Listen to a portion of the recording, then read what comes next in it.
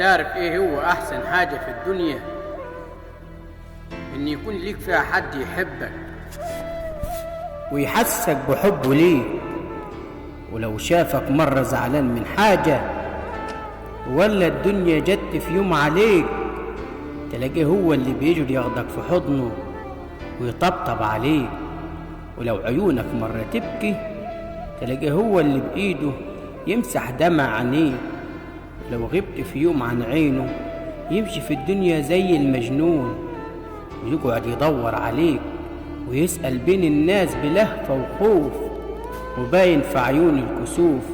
هيعمل ايه في حبك اللي نساه نفسه بين الناس وخلاه ما يعرفش يعني ايه كسوف؟